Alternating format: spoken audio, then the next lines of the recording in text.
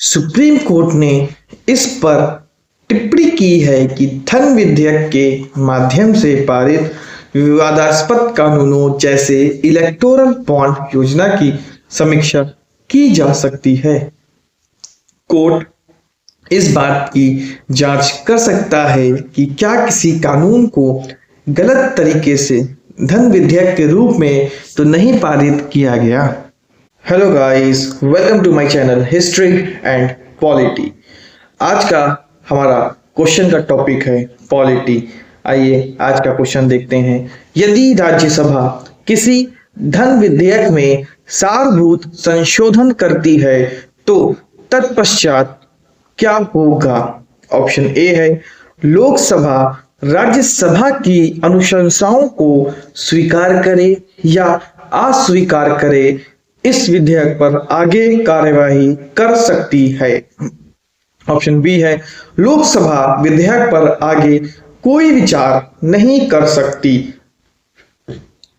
Option C है लोकसभा विधेयक को पुनर्विचार के लिए राज्यसभा को लौटा सकती है। यह ऑप्शन डी है राष्ट्रपति विधेयक को पारित करने के लिए संयुक्त बैठक आहूत कर सकता है।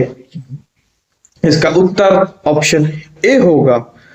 लोकसभा राज्यसभाओं की अनुशंसाओं को स्वीकार करे या अस्वीकार करे, इस विधेयक पर आगे कार्यवाही कर सकती है। आइए अब हम इसकी व्याख्या देखते हैं। संविधान के अनुच्छेद 109 के अनुसार धन विधेयक के संबंध में लोकसभा को अनन्य अधिकार प्रदान किया गया है।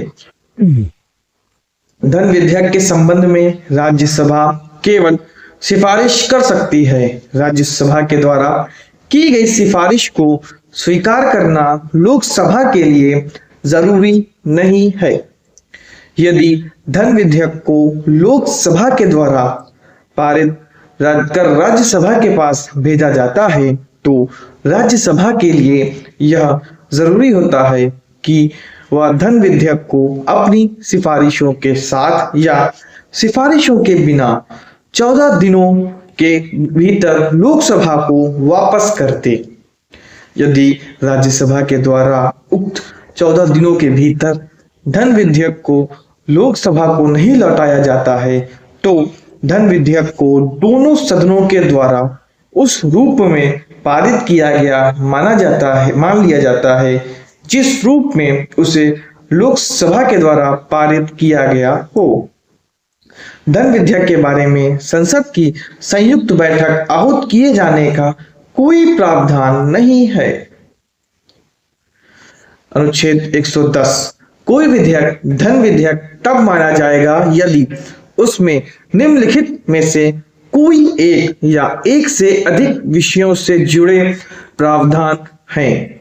पहला है किसी कर को लगाया जाना, समाप्त किया जाना, जनता परिवर्तन किया जाना,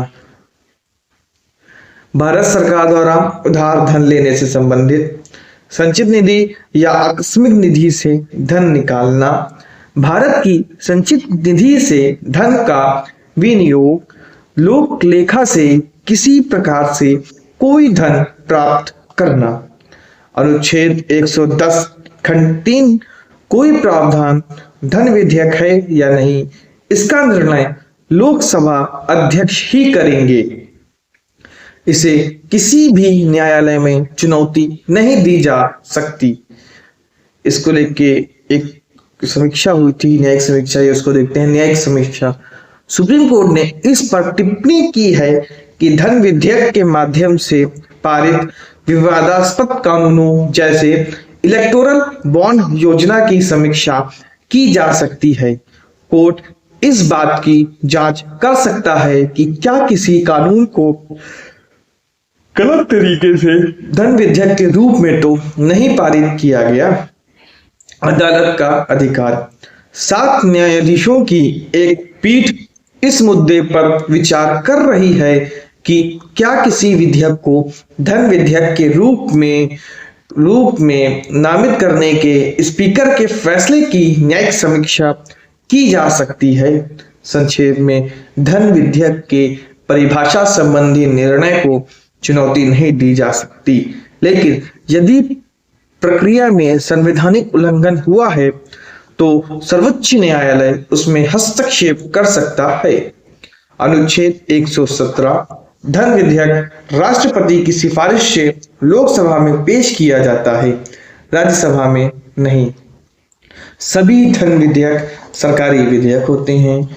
धन विधेयक को राज्यसभा अधिकतम 14 दिन रोक सकता है। धन्यवाद। अगर आपको वीडियो पसंद आई हो तो आप वीडियो को लाइक, कमेंट और शेयर अवश्य करें तथा ऐसे ही नॉलेजेबल वीडियोस के लिए आप चैनल को सब्सक्राइब करें। धन्यवाद।